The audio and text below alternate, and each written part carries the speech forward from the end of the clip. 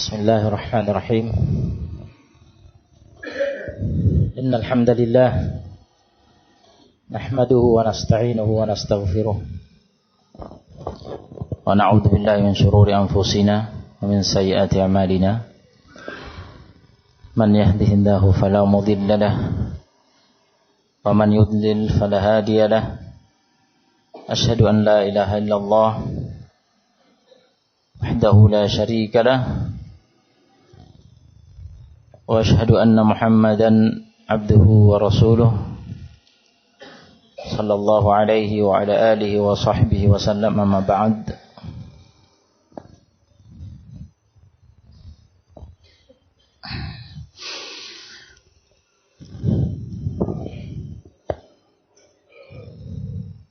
Kita akan memanfaatkan beberapa kali majelis ya untuk menyampaikan hal-hal yang terkait dengan fikih Ramadan sebagai bekal bagi kita, barakallahu fikum, untuk menyambut bulan suci Ramadan yang sebentar lagi akan datang.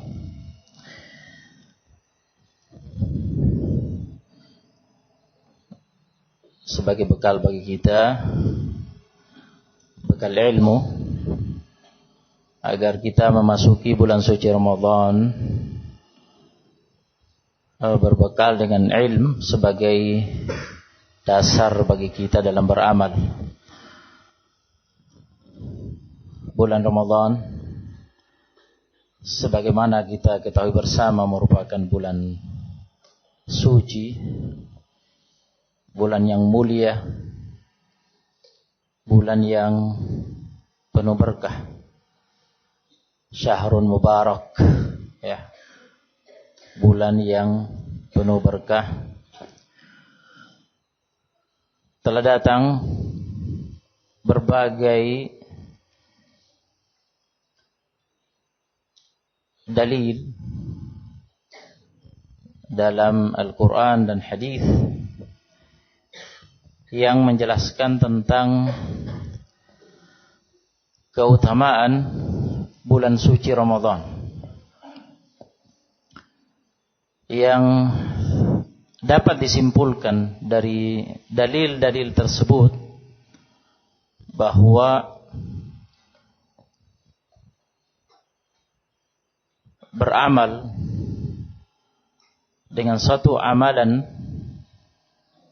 di amalan kebaikannya,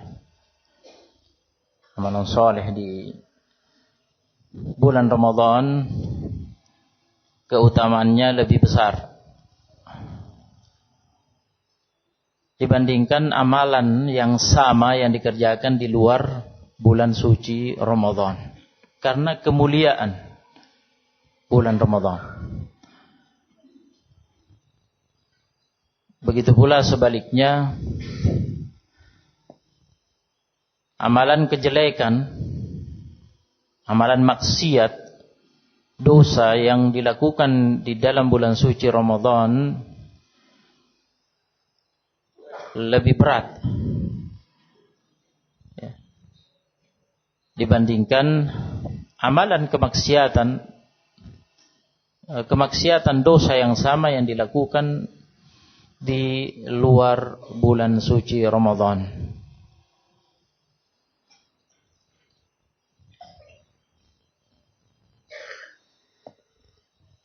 Di antara dalil-dalil itu hadis Abu Hurairah radhiyallahu taala anhu, muttafaqun alaih,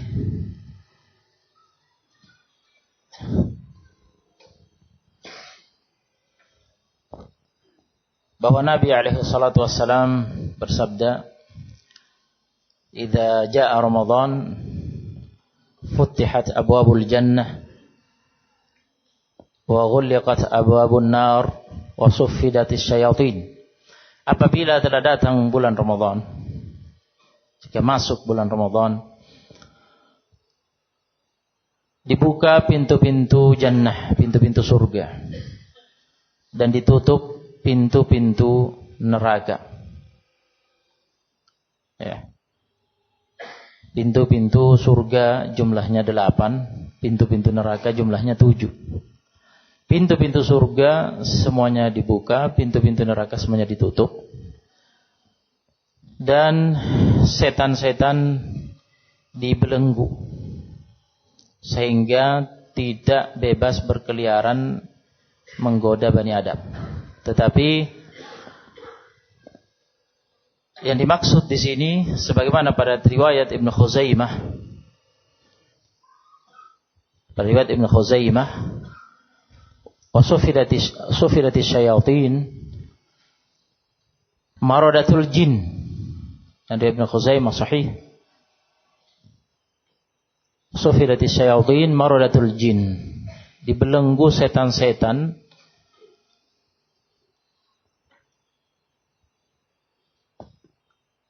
yang paling keras penentangannya kepada Allah Subhanahu wa taala, yakni pentolan-pentolannya. Ya. Yang paling keras permusuhannya, penentangannya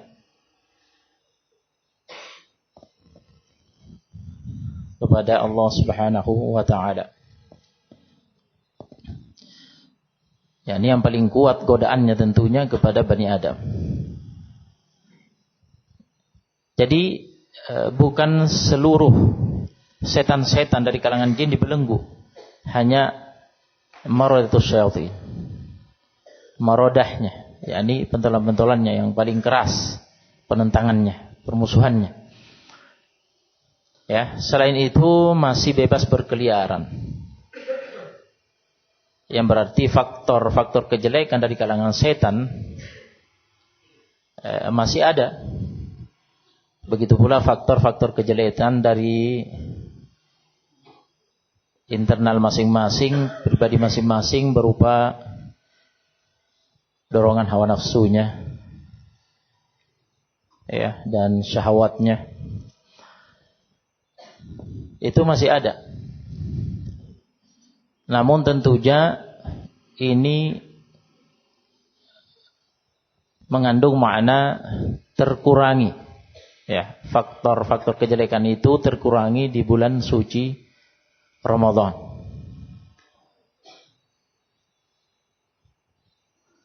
Pada riwayat yang lain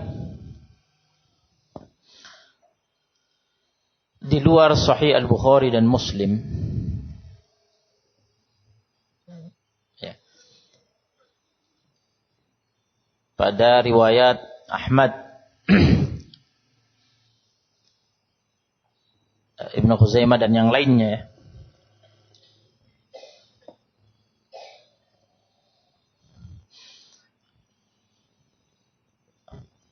Baik.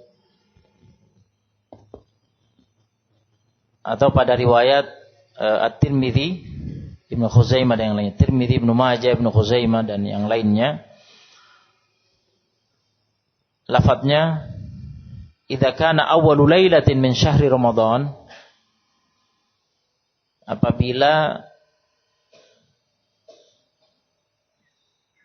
telah datang awal malam bulan Ramadan, sufidatis syayatin maradatul jin, tadi sudah dijelaskan. Ini pada riwayat Ibnu Khuzaimah. Wa ghulqat abwabun nar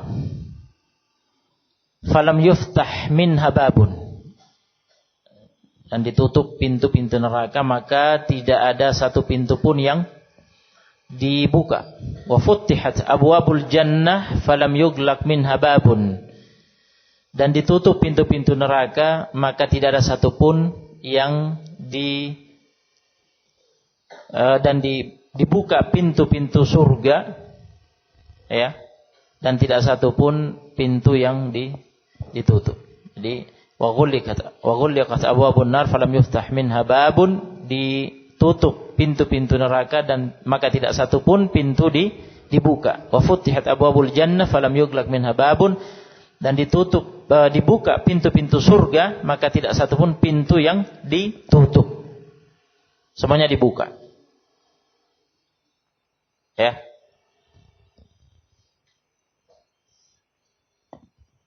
Nah, ini menunjukkan terbukanya pintu-pintu rahmat. Ya. Di bulan Ramadan. Nah. Dan pada kelanjutan hadis, wa yunadi munadin ya baghiyal khair aqbil. Dan ada yang menyerukan, nanti kalau malaikat ditugasi oleh Allah Subhanahu wa taala, wahai orang yang menginginkan kebaikan, mari kerjakan. Ya. Wa ya baghiyas syarri aqsir, wahai orang yang menginginkan kejelekan di bulan Ramadan, tahan dirimu dari kejelekan di bulan Ramadan. Ini menunjukkan bulan ini tidak seperti bulan-bulan yang lain. Sampai di malam pertama bulan Ramadan ini ada malaikat yang menyerukan demikian. Ya. Mengajak orang yang memang menginginkan kebaikan agar memperbanyak kebaikan di bulan Ramadan, yang menginginkan kejelekan di bulan Ramadan agar menahan dirinya. Ini bulan yang beda dengan bulan-bulan yang lain. Nah, ini kebaikan di bulan Ramadan besar keutamaannya dibandingkan bulan-bulan yang lain. Kejelekan di bulan Ramadan berat, berat konsekuensinya dibandingkan bulan-bulan yang lain. Walillahi utaqa'u minan nari wa dzalika kulla lailah. Dan ada hamba-hamba yang dibebaskan oleh Allah Subhanahu wa taala dari neraka, dan itu setiap malam. Ini menunjukkan bahwa malam-malam bulan Ramadan merupakan malam-malam pembebasan dari api neraka dari awal sampai akhir.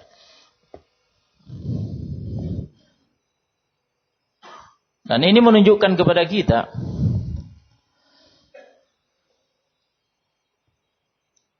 kelemahan hadis yang datang diriwayatkan dari Nabi alaihi salatu wassalam yang membagi bulan Ramadan, mengklasifikasi menjadi 3, bahwa 10 bulan pertama, 10 hari pertama di bulan Ramadan merupakan bulan rahmat, dan 10 hari kedua merupakan bulan maghfirah, ampunan. 10 terakhir merupakan bulan pembebasan dari api neraka. Jadi klasifikasi seperti itu. Nah, memang ada riwayat dari Salman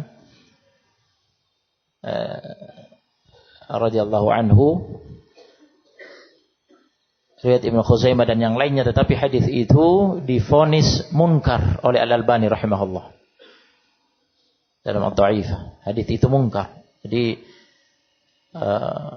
sekian lafaz yang terdapat pada hadis itu jelas keliru, di antaranya klasifikasi tadi karena bertentangan, kontradiktif dengan hadis tadi yang sahih dalam Sahih Al-Bukhari, Muslim dan yang lain yang telah kita dengar, yang menunjukkan bahwa bulan puasa seluruhnya dari awal sampai akhir adalah bulan rahmat.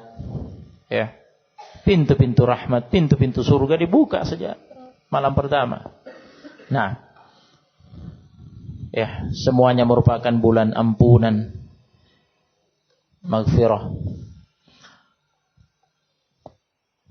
Sebagaimana pada hadis Abu Hurairah muttafaq alaih, Nabi alaihi salatu wasallam bersabda, "Man shoma ramadhana imanan wa ihtisaban ghufira lahu ma taqaddama min dzambi. Barang siapa berpuasa di bulan Ramadan karena iman dan karena berharap pahala, ikhlas mengharapkan pahala dari Allah SWT, diampuni dosa-dosa yang telah lalu. Man qama ramadhana imanan wa ihtisaban ghufira lahu ma taqaddama min dzambi. Barang siapa mengerjakan qiyamul lail yang disebut dengan tarawih di bulan Ramadan, di malam-malam bulan Ramadan, karena dasar iman dan ikhlas berharap pahala dari Allah SWT, diampuni baginya dosa-dosa yang telah lalu. Wa man qama lailatal qadri imanan wa ihtisaban ghufira lahu ma taqaddama min dzambi. Secara khusus barang siapa qiyamul lail bertepatan malam itu, qiyamul lailnya di malam Lailatul Qadar, karena iman dan berharap pahala dari Allah SWT, diampuni dosa-dosa yang telah lalu. Menunjukkan bahwa bulan ampunan semuanya dari awal sampai akhir. Dan lillahi utaqa'u minan nar wa dzalika kulla lailah. Kita dengar hadisnya. Ada hamba-hamba yang dibebaskan oleh Allah Subhanahu wa taala dari api neraka, dan itu setiap malam di malam-malam bulan Ramadan, menunjukkan semuanya adalah bulan pembebasan dari api neraka. Nah, barakallahu fikum. Kemudian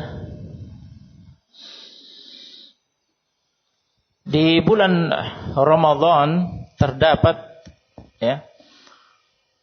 Lailatul Qadar yang tidak ditemukan di bulan-bulan yang lainnya. Lailatul Qadar khairum min alfi syahr.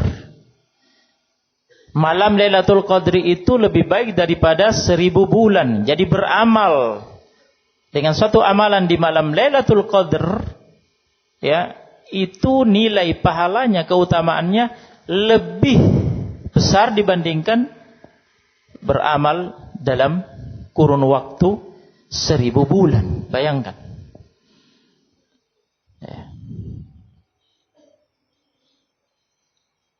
Dan dulu di malam Lailatul Qadri itulah diturunkan Al-Quran. Diturunkan Al-Quran.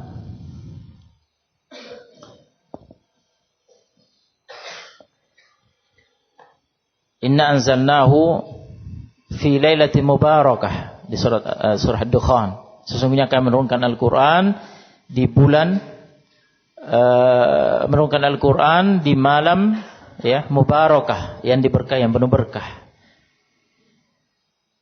Inna anzalnahu fi lailatul qadr. Kami menurunkan Al-Quran di malam Lailatul Qadr. Jadi malam Lailatul Qadr itu adalah malam yang mubarakah, yang diberkahi. Berkahnya itu tadi, Lailatul Qadr khairum min alfi syahr. Lebih baik daripada 1000 bulan nilainya.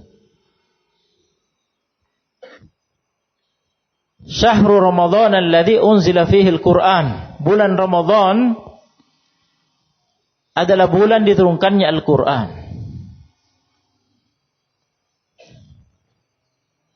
Ini diantara keutamaan, keistimewaan bulan Ramadan. Ada khilaf di antara ulama mengenai tafsir turunnya Al-Quran di bulan Ramadan di malam Lailatul Qadr. Apakah maksudnya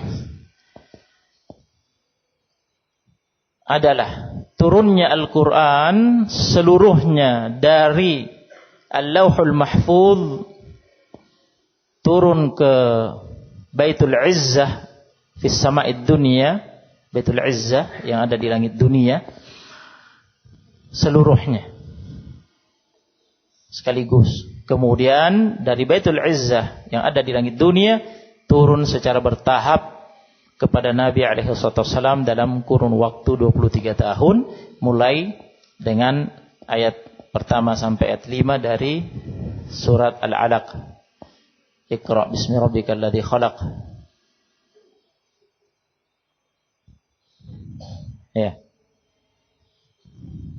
Dan seterusnya.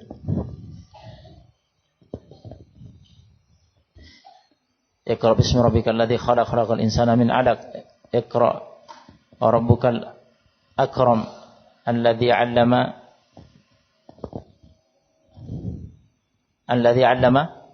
bil qalam, 'allamal insana ma lam ya'lam. Nah, ataukah malam Lailatul Qadar itu di bulan Ramadan yang turun kepada yang dimaksud adalah turunnya ayat 1 sampai 5 surat Al-Alaq tadi kepada Nabi alaihi salatu wassalam yang merupakan awal turunnya wahyu. Ini ada perbedaan tafsir ya di kalangan ahlul ilm. Ibnu Jarir, At-Tabari, Ibnu Katsir memilih yang pertama. Ya, dan ada riwayat dari Ibnu Abbas radhiyallahu taala anhuma ya, datang dari berbagai jalan riwayat yang saling menguatkan satu dengan yang lainnya, yang menunjukkan makna tersebut. Ya, yang menunjukkan makna tersebut bahwa Al-Quran nazala jumlatan wahidatan ila baitil izza minas sama'id dunya wa kana dhalika fi syahri Ramadan fi Lailatul Qadar. Nah,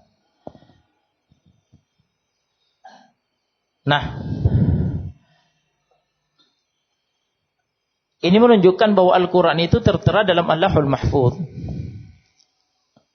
Tertera dalam Allahul Mahfuz. Bal huwa Qur'anun Majid fi lauhin mahfuz.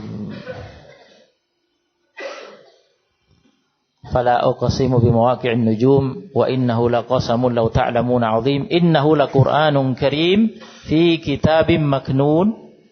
Sungguhnya itu adalah Quran yang mulia yang tertera di kitab yang terjaga yaitu Lauhul Mahfuz. La yamassuhu illal mutahharun, tidak ada yang bisa menyentuhnya kecuali orang-orang yang disucikan dari kalangan malaikat. Setan-setan enggak bisa menyentuhnya. Nah, jadi turun dari Lauhul Mahfuz sekaligus satu malam ke Baitul Izzah yang ada di langit dunia. Kemudian setelah itu turun ya secara bertahap kepada Nabi alaihi salatu wassalam di muka bumi. Dan yang pertama adalah ayat 1 sampai ayat 5 surat Al-Alaq. Ada kemungkinan ya. Ada kemungkinan makna lain yang disebutkan oleh Ibnu Hajar dalam Fathul Bari. Karena Nabi alaihi salatu wassalam itu juga diutus ya, waktu diutusnya Nabi alaihi salatu wassalam jadi nabi itu di bulan Ramadan. Di hari Senin ya. Nah, dan itu adalah hari turunnya Al-Quran, wahyu pada Nabi SAW. Nah, jadi ada kemungkinan dikombinasikan bahwa di malam harinya Al-Quran turun sekaligus seluruhnya dari Allahul Mahfuz ke Baitul Izzah di langit dunia. Kemudian besoknya ya, turunlah ayat 1 sampai 5 surat Al-Alaq, wahyu yang pertama turun kepada Nabi alaihi salatu wassalam. Ada kemungkinan seperti itu, Allahu a'lam. Dan itu peristiwa itu ya telah dikabarkan oleh Nabi alaihi salatu wassalam pada hadis Wathilah Ibn Al-Asqa, riwayat Ahmad dan yang lainnya. Wa unzilal Qur'anu li 24 khalat min Ramadan. Al-Quran turun ya, ada dua versi penafsiran. Ada yang menafsirkan di malam 24 Ramadan, di malam 24 Ramadan. Versi yang kedua mengatakan makna hadis di malam 25 Ramadan. Nah, dan hadis itu dinilai sanadnya dinilai berderajat hasan oleh Al-Albani rahimahullah dan ada penguatnya. Nah, Nah, oleh karena itu, ya, ini adalah merupakan keutamaan, keistimewaan, ya, yang tersendiri yang ada di bulan Ramadan. Dan telah datang hadis yang sahih, hadis yang lain yang mengabarkan bahwa Jibril mendatangi Nabi alaihi salatu wassalam setiap malam dari malam-malam Ramadan untuk mudarasah Al-Quran. Untuk mudarasah Al-Quran. Dan setiap tahun ditamatkan seluruh ayat-ayat yang telah turun kepada Nabi SAW pada mudarasah setiap malam itu, ya, ditamatkan satu kali di bulan Ramadan setiap tahun, ya, hanya satu kali ditamatkan. Kecuali di tahun terakhir, Ramadan terakhir, maka ya di Ramadan itu 2 kali ditamatkan.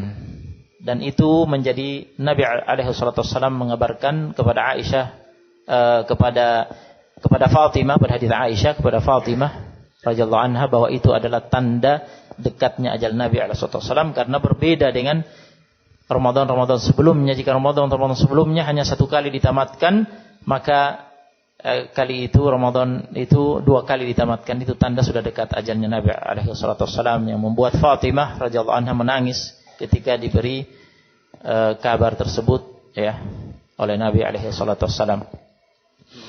Nah, jadi pada hadis Ibnu Abbas muttafaq alaih, Ibnu Abbas radhiyallahu taala anhuma mengabarkan, kana Rasulullah sallallahu alaihi wasallam ajwadan nas. Rasulullah sallallahu alaihi wasallam, ya, beliau senantiasa merupakan orang yang paling dermawan. Wa kana ajwadu ma yakunu fi Ramadan hina yalqahu Jibril. Dan beliau paling dermawan di bulan Ramadan ketika ditemui oleh Jibril. Wa kana Jibrilu yalqahu fi kulli lailatin min Ramadan fayudarisuhul Qur'ana.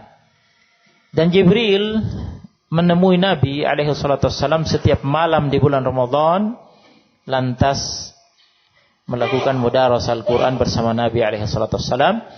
Fala Rasulullah sallallahu alaihi wasallam hina yalqahu Jibrilu ajwadu bil khairi minar rihil mursalah. Maka Rasulullah sallallahu alaihi wasallam ketika ditemui oleh Jibril, beliau lebih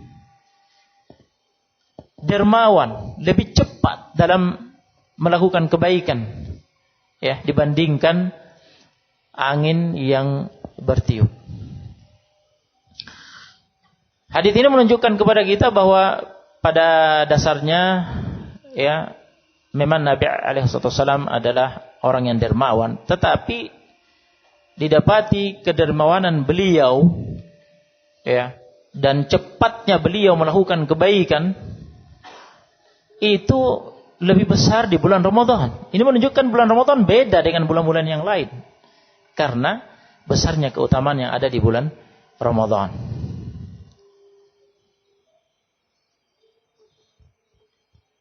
Nah, dan pada hadis Aisyah yang lainnya, hadis Aisyah muttafaq alaih, tadi sudah disampaikan, ya, Nabi alaihi wasallam menyampaikan kepada Fatimah radhiyallahu anha, membuatnya menangis, bahwa Jibril mendatangi Nabi alaihi wasallam setiap malam di bulan Ramadan, mudarasah Al-Quran, dan menamatkan. Jadi setiap tahun, yani di setiap bulan Ramadan menamatkan itu 1 kali, ya.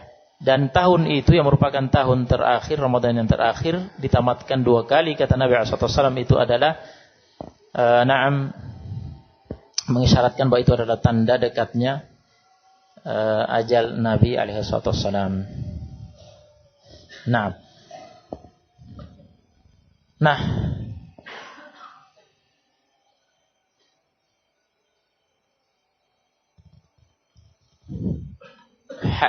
dalil-dalil ini, ya, dalil-dalil ini semuanya menunjukkan besarnya keutamaan beramal di bulan Ramadan. Ya. Barakallahu fikum. Adapun penentuan atau tambahan satu dalil lagi, yaitu hadis Ibnu Abbas muttafaqun alaih. Nabi SAW mengatakan, umrah fi Ramadan ta'dilu hajjah. Pada riwayat yang lain taqdi hajjah, riwayat lain kahajjah. Berumrah di bulan Ramadan nilainya senilai ibadah haji. Kita mengetahui bersama bahwa haji itu lebih besar pahalanya dibandingkan umrah, dikarenakan haji merupakan rukun Islam, ya, amalan manasiknya juga lebih banyak dibandingkan umrah, ya. Tetapi seseorang berkesempatan untuk meraih pahala seperti pahala haji, karena haji juga, ya, dari segi itu tadi amalannya banyak, lebih berat, kemudian kesempatan untuk berhaji juga lebih sulit, tetapi memungkinkan untuk mendapatkan pahala haji dengan berumrah di bulan Ramadan, dan itu tidak bisa didapatkan di bulan-bulan yang lainnya. Nah, ini menunjukkan, ya, keutamaan bulan Ramadan. Jadi dalil-dalil ini semuanya, ya, menunjukkan kepada kita besarnya keutamaan beramal di bulan Ramadan. Amalan yang sama yang dikerjakan di luar bulan Ramadan, ya, dan dikerjakan dalam bulan Ramadan, ya, nilainya beda, keutamaannya beda, ya. Adapun riwayat merupakan bagian dari hadis Salman tadi yang telah disebutkan, yaitu pada hadis itu disebutkan bahwa satu salat fardu di bulan Ramadan senilai, ya, 70 salat fardu di luar bulan Ramadan. Satu salat sunnah di bulan Ramadan senilai satu salat fardu di bulan Ramadan. Hadis itu sudah kita dengar tadi bahwa hadis itu mungkar, divonis mungkar, keliru oleh Al-Albani rahimahullah karena sekian kelemahan dalam sanadnya. Ya. Jadi kita tidak bisa mematok, ya, nilai-nilai besarnya nilai-nilai itu berapa. Nah, tanpa dalil yang sahih dari Nabi SAW, sedangkan hadis tadi, ya, dhaif. Tetapi dalil-dalil yang sahih yang telah disampaikan sebelumnya yang menunjukkan kepada kita bahwa jelas ada perbedaan nilai keutamaan, besarnya keutamaan beramal di bulan Ramadan dibandingkan di luar bulan Ramadan. Ya, oleh karena itu tentunya kesempatan, ya, bagi kita untuk benar-benar memanfaatkan bulan Ramadan untuk mengejar berbagai keutamaan. Ya, ya baghil khair akbil. Wahai orang yang menginginkan kebaikan, mari, ya, segera perbanyak. Sebaliknya, ya baghil syarr aksir. Wahai orang yang menginginkan kejelekan di bulan Ramadan, tahan dirimu. Ya, ini bukan bulan biasa, ini bulan suci, bulan mulia. Ya, berat konsekuensinya maksiat yang dilakukan di bulan Ramadan dibandingkan di luar Ramadan untuk maksiat yang sama. Hal itu ditunjukkan oleh hadis Abu Hurairah muttafaqun alaih tentang salah satu sahabat yang membatalkan puasanya dengan mendatangi istrinya di siang hari bulan Ramadan, dan Nabi alaihi salatu wassalam memerintahkan konsekuensi, ya, dosa tersebut dengan bayar kafarat dengan 3 pilihan secara berurutan, yaitu pilihan pertama merdekakan seorang budak, ya, tetapi sahabat itu tidak mampu. Kemudian pilihan yang kedua yaitu siyamu syahrain mutatabi'ain, berpuasa 2 bulan berturut-turut. 2 bulan berturut-turut. Nah, tapi juga tidak mampu, kemudian pilihan yang ketiga, it'amu sittina miskina, memberi makan 60 fakir miskin. Ya. Artinya ada ketetapan bayar kafarah tersebut. Ya, bagi yang melakukan pelanggaran itu. Sedangkan orang yang mengqadha puasa Ramadan di luar bulan suci Ramadan, puasa itu adalah qadha puasa Ramadan, pelaksanaannya di luar bulan Ramadan ya. Ketika melakukan pelanggaran yang sama, mendatangi istrinya, membatalkan puasa qadha'nya, dia mendatangi istrinya di bulan di luar bulan suci Ramadan tersebut, di siang harinya. Ya, itu dosa. Karena membatalkan puasa wajib tanpa udzur. Ya. Tetapi dia tidak terkena konsekuensi bayar kafarat tersebut. Enggak. Dia tidak terkena konsekuensi bayar kafarat tersebut apabila pelanggaran itu di luar bulan Ramadan. Sedangkan jika itu terjadi dalam bulan Ramadan, ada konsekuensi bayar kafarat tersebut. Ini menunjukkan ya, berat konsekuensinya ya, dosa maksiat yang dilakukan di bulan Ramadan. Nah, ya bagi syar aksir ya. Jadi berusaha untuk menahan diri dari seluruh maksiat, pembatal-pembatal puasa maupun maksiat-maksiat yang lainnya. Barakallahu fikum. Naam. Dengan demikian kita berkesempatan meraih berbagai keutamaan ya di bulan Ramadan. Di antaranya yang terdepan tentunya adalah puasa Ramadan yang merupakan kewajiban fardhu ain bagi setiap hamba yang terpenuhi padanya syarat-syarat wajib puasa. Ya. Dan terdapat janji Allah Subhanahu wa taala melalui lisan nabinya alaihi salatu wassalam, man shoma ramadhana imanan wa ihtisaban ghufira lahu ma taqaddama min dzambih.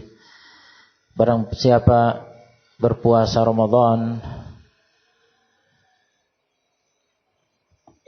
karena iman dan berharap pahala, diampuni untuknya dosa-dosanya yang telah lalu.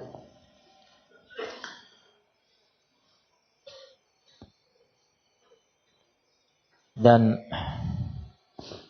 ada perbedaan pendapat di antara ulama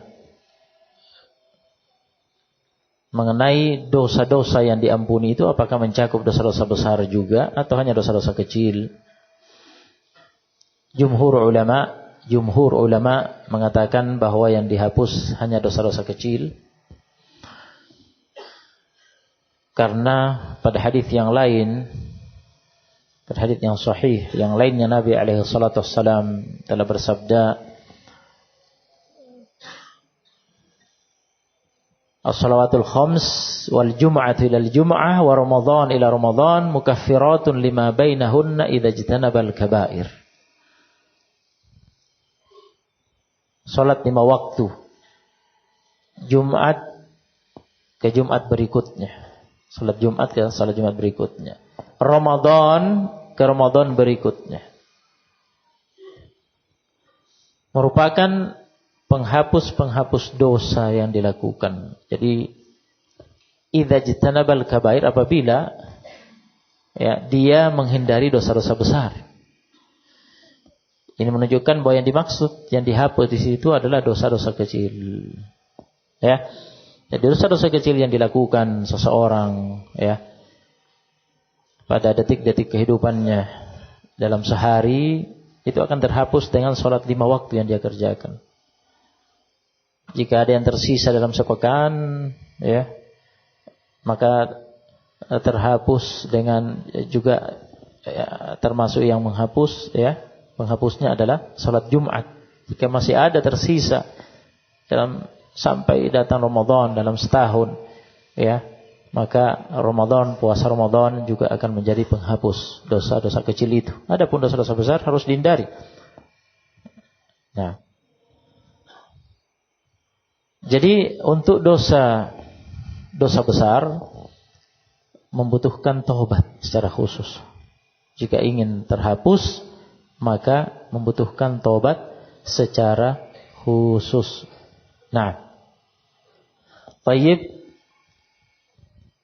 Hanya saja kata ulama, apabila memang orang itu sudah tidak ada lagi dosa-dosa kecilnya, akan dihapus dengan amal-amal solehnya, sholat 5 waktunya, sholat Jumatnya, puasa Ramadannya, ya, dan amalan yang lainnya.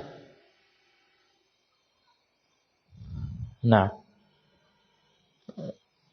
jika tidak ada, misalkan, ya, maka diharapkan dengan amalan-amalan soleh itu, ya, diharapkan dengan amalan-amalan soleh itu diringankan beban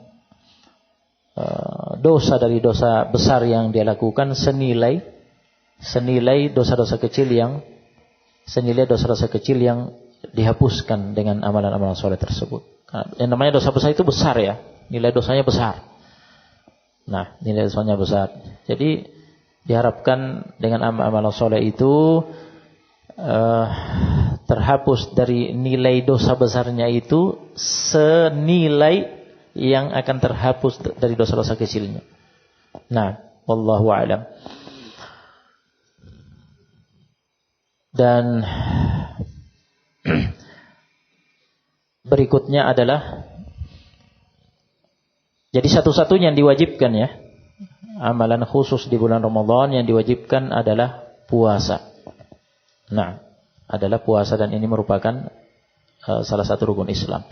Adapun yang lainnya adalah penyempurna, tambahan pahala, sunnah, ya, tetapi tentunya keutamaannya besar seperti telah kita dengar penjelasannya.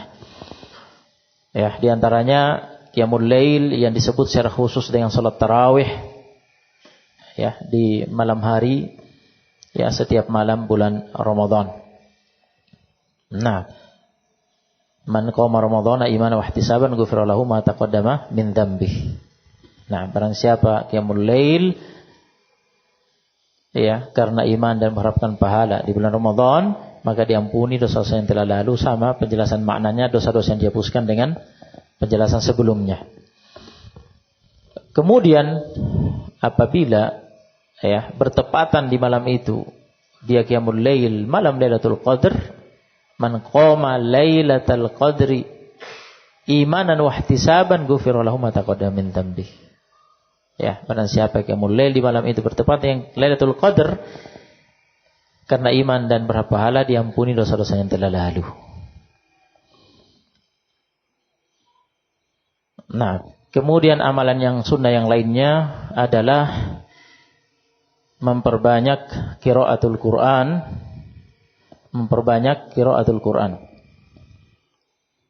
Nah,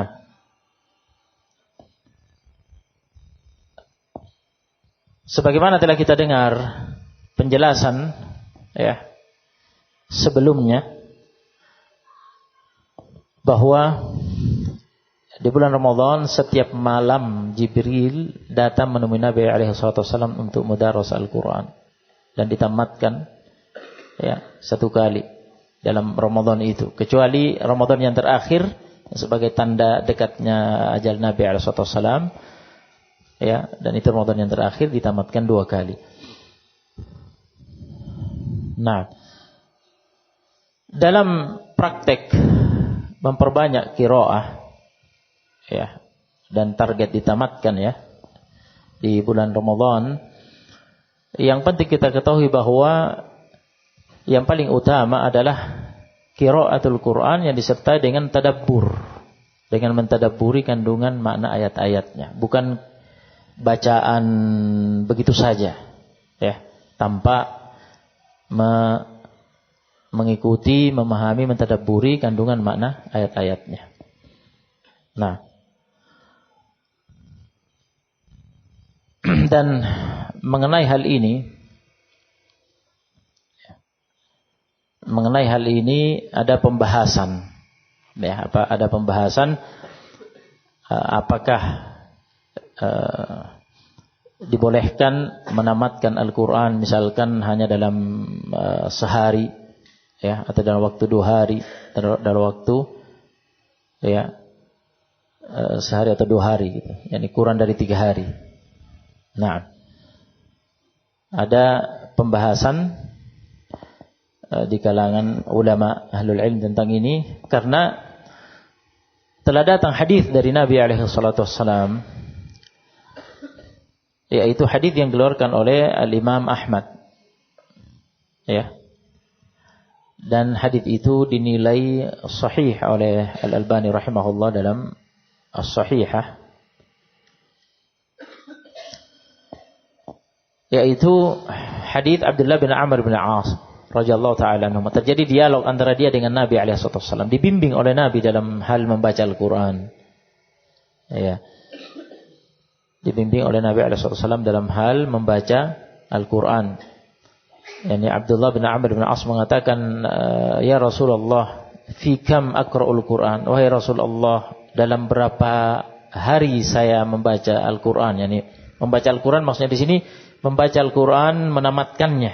Yani batas harinya, ya. Qal, kata Nabi alaihi wasallam, "Iqra'uhu fi syahr."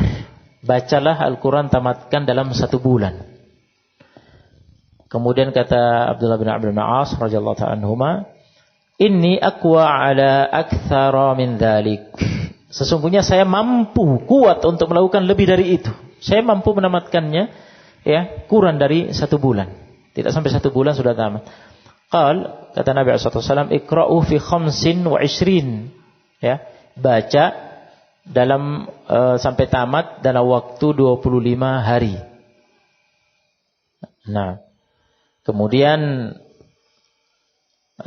dia mengatakan, ya, dia artinya dia mampu lebih dari itu. Kemudian Nabi sallallahu alaihi wasallam membimbingnya untuk membacanya, "Iqra'u fi 15." Tamatkan dalam 15 hari. Dia mengatakan dia lebih kuat dari itu. Kemudian Nabi mengatakan, "Iqra'u fi 7." Ya, tamatkan dalam waktu 7 hari. Kemudian Nabi SAW menutup sabdanya dengan bersabda, "La yafqahuhu man yaqra'uhu fi aqalla min 3." Tidak akan bisa memahami bacaan Quran orang yang membacanya, yakni tidak bisa memahaminya dengan baik seperti yang diharapkan, orang yang membacanya sampai tamat dalam waktu kurang dari 3 hari. Nah, dalam kurun waktu kurang dari 3 hari. Jika ada orang yang membaca Quran sampai tamat, dia bisa menamatkannya kurang dari 3 hari, hanya sehari atau 2 hari sudah tamat, dia tidak akan bisa memahami dengan baik. Nah, itu maksud Nabi SAW. Ini menunjukkan kepada kita bahwa baca Quran itu, ya, tujuan intinya adalah memahami kandungan makna-maknanya, mentadabburinya, bukan sekadar bacaan. Meskipun tidak dipungkiri yang namanya membaca Quran, ya, meskipun tidak faham,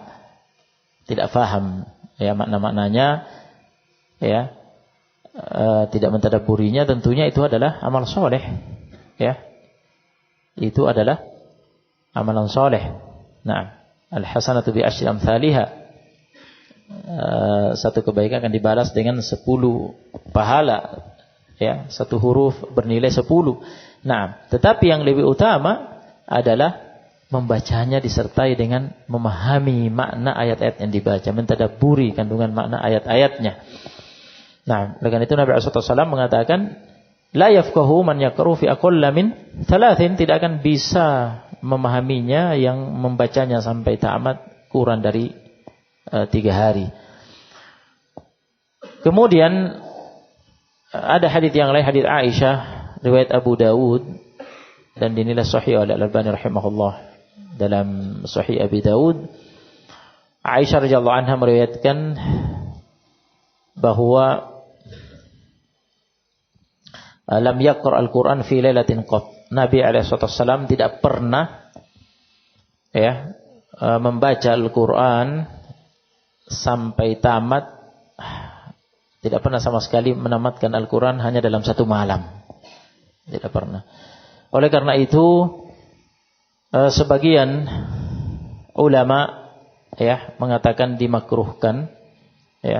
Sebagian ulama mengatakan dimakruhkan menamatkan Al-Quran kurang dari 3 hari berdasarkan hadis tersebut.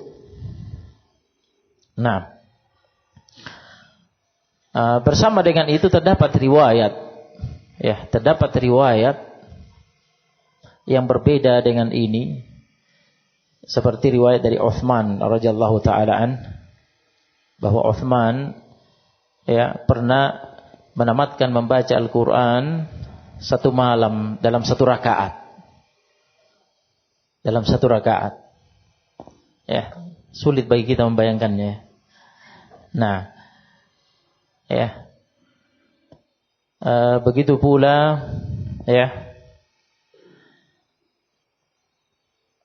riwayat dari Mujahid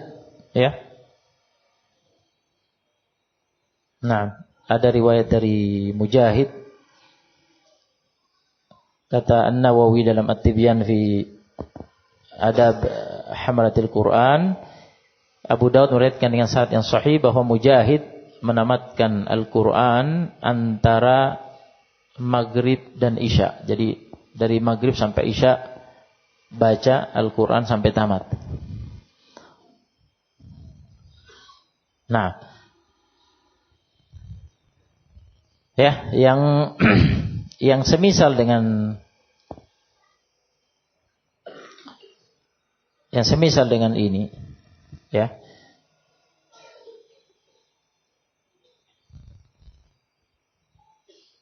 yang disebutkan oleh Ibnu Katsir dalam Fadail Al-Quran, yaitu Al-Imam Abu Abdillah Al-Imam Al-Bukhari, pengarang Sahih Al-Bukhari, diriwayatkan bahwa beliau menamatkan Al-Quran dalam satu malam,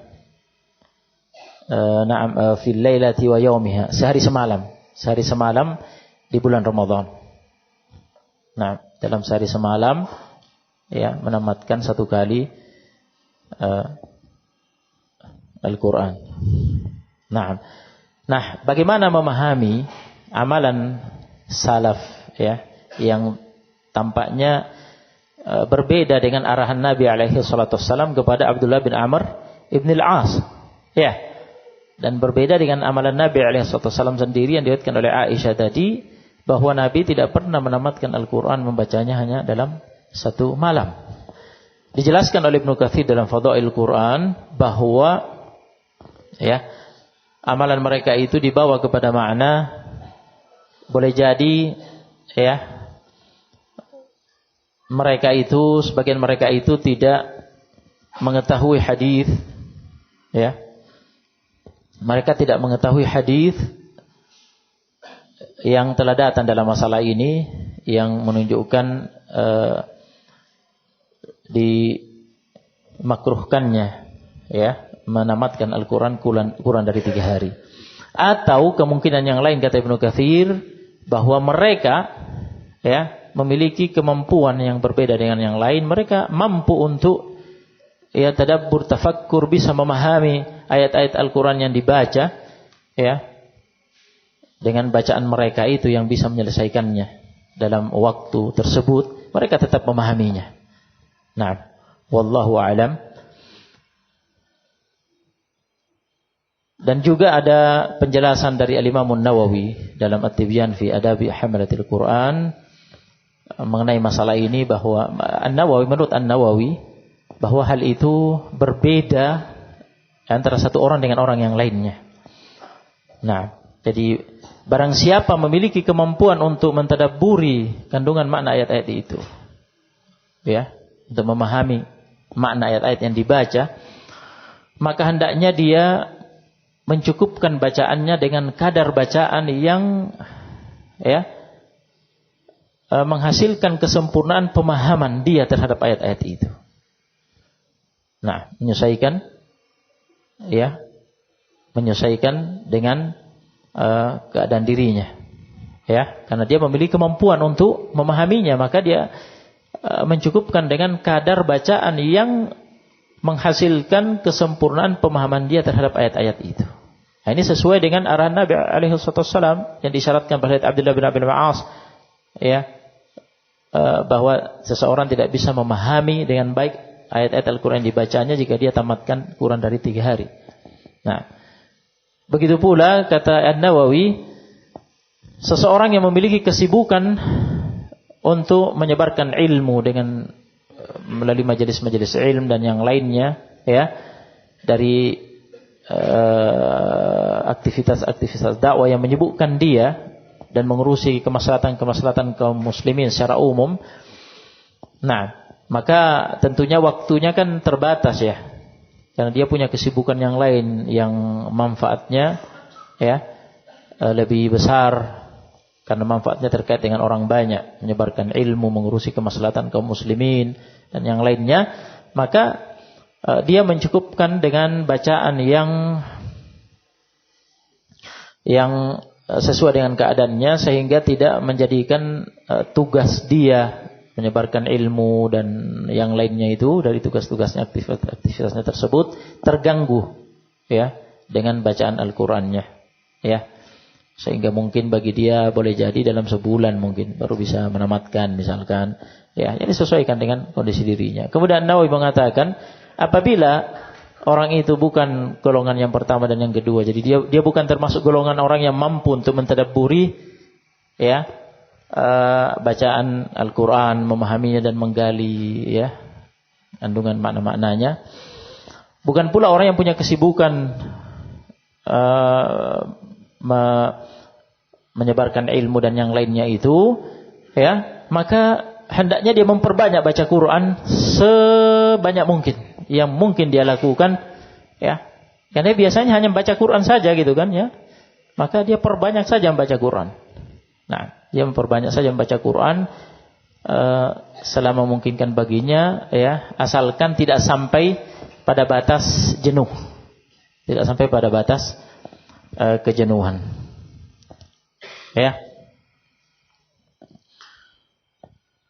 Kemudian hal-hal lain yang juga kita dianjurkan untuk diperbanyak di bulan Ramadan, sudah kita dengar kedermawanan Nabi alaihi salatu wassalam, Nah, itulah sebabnya kita mendapati banyak orang yang memang tampak lebih dermawan di bulan Ramadan. Nah, jadi kita mendapati di bulan Ramadan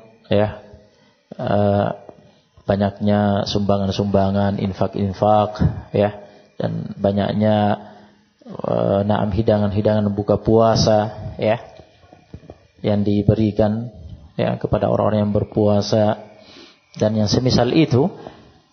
Nah, untuk mencontoh kedermawanan Nabi alaihi wasallam yang lebih dermawan di bulan Ramadan dibandingkan bulan yang lainnya.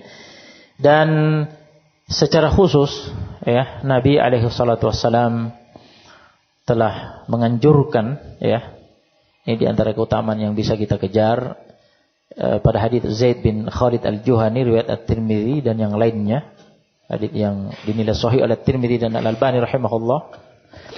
Nabi bersabda, "Man fattara sha'iman kana lahu mithlu ajrihi ghairu annahu la yanqusu min ajri shaimi syai'a." Barang siapa memberi makan untuk berbuka puasa kepada orang yang berpuasa, yakni maksudnya kata Ibnu Taimiyah rahimahullah, yakni membuat kenyang orang yang berpuasa. Jadi ketika memberikan hidangan buka puasa, mengundang misalkan ke rumahnya untuk berbuka puasa, atau semisal itu, jangan tanggung-tanggung. Jadi memang orang yang berpuasa ini diberi hidangan buka puasa sampai dia kenyang, sampai dia puas, sampai dia kenyang, kana lahu mithlu ajrihi, dia akan mendapatkan pahala senilai dengan pahala orang yang berpuasa itu. Ghairu annahu la yanqusu min ajri shaimi syai'a, tanpa mengurangi sedikit pun pahala orang yang berpuasa itu. Jadi bisa dibayangkan jika misalkan ya dia melakukan itu ya kepada 10 orang yang berpuasa atau 20 orang ya sekian hari, kan ya dia mendapatkan pahala yang sama dengan sekian banyaknya orang yang dia ya beri makan sampai kenyang ya pada buka puasanya. Nah, tanpa mengurangi pahala mereka. Tanpa mengurangi pahala mereka. Nah, barakallahu fikum. Dan amalan-amalan yang lainnya ya, termasuk amalan yang besar yang tadi sudah disampaikan pada hadis, bagi orang yang punya kesempatan, kemampuan ya berumrah di bulan Ramadan, pahalanya seperti pahala haji ya.